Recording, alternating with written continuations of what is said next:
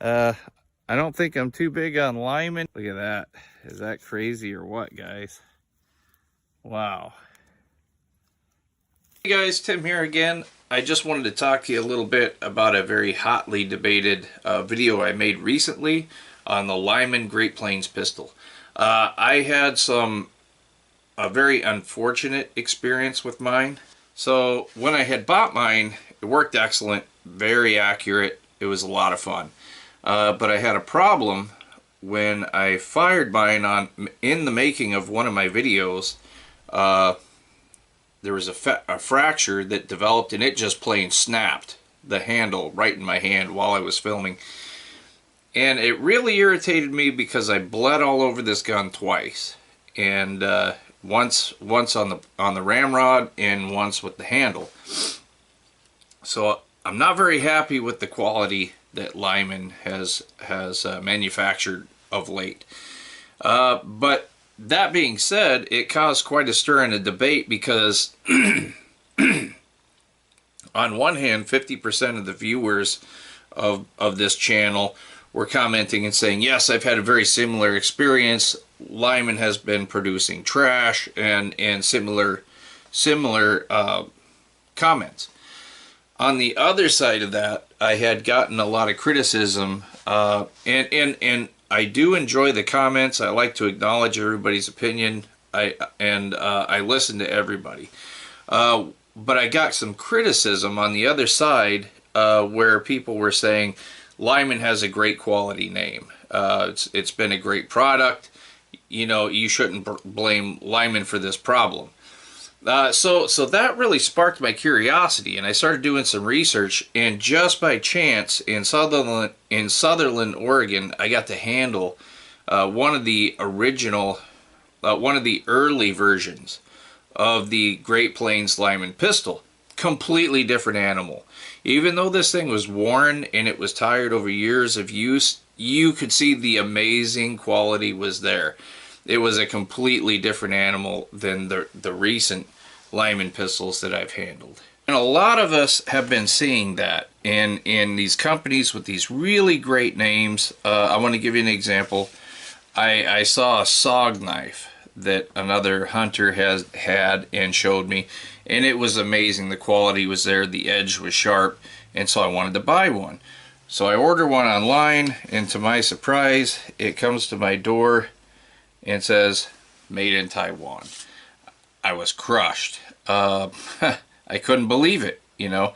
So I take this thing out and I use it, and it works okay. Works okay, but it didn't work phenomenally like I witnessed the other original USA, made in the USA SOG knife, and that quality just is not there. We've got a lot of companies that are making these corporate decisions to cut corners and make things cheaper, and I know that's what happened 100% after handling an original Lyman Great Plains pistol and then handling the one that I've got now. You can see the quality, that the quality control guys either quit or just checked out and went on vacation and never came back. But still some of the critics, you know, they really wanted to be heard. There was a guy that went out of his way to make sure he was heard on both of my social media sites. He commented that the liability is on me because I put tacks on either side of a fault line here where the grain pattern is. So I'm not going to say he's wrong, because maybe he's right. Maybe the tacks that I put in did cause a hairline fracture that could have contributed. That being said, my next question is, why was there a fracture line there in the first place? Because from all the research that I've been doing recently, the grain pattern is supposed to run vertically or diagonally, not straight across where they know that it's going to be a weak spot.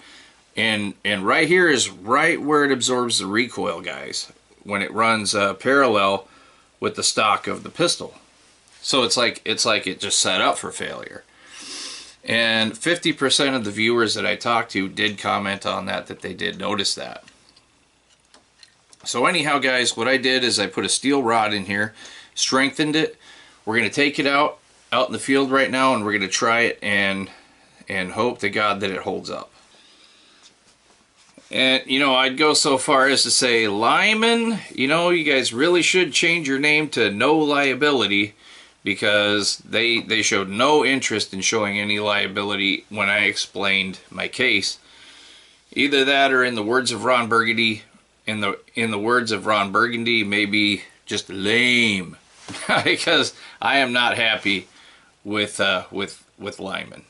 That they're just another substandard company that sold out to cut quality to increase profit margins, which is really sad, guys. It really sucks to see these great quality company names do that.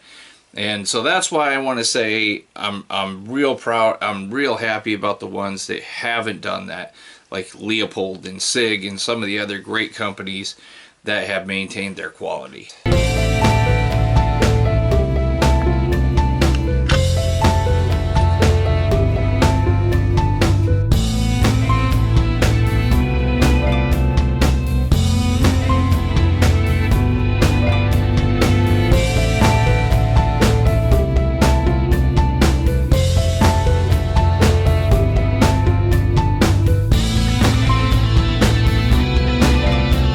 So here it is, my Lyman repaired.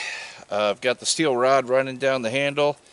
Hopefully it won't break. When I saw old Lymans and I saw these present day ones, you really see the degradation in quality, guys. It's shameful that they would do this.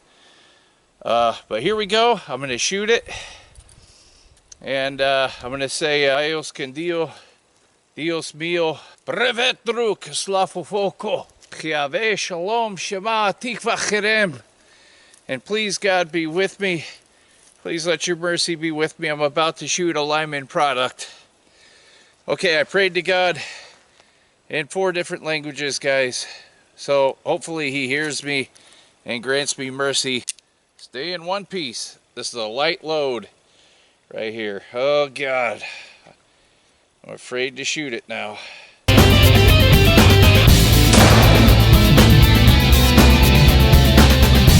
Didn't blow up. Alright, here we go, guys. Slightly heavier load here.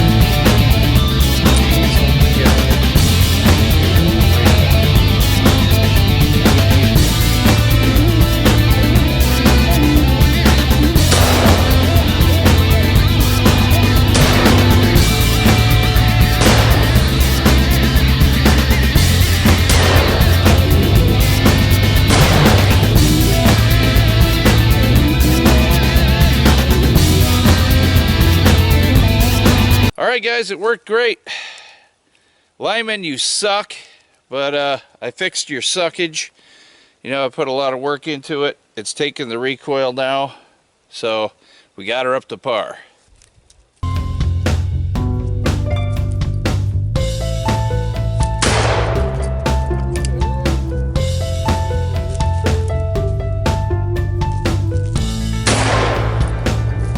Whoa! Zippy there.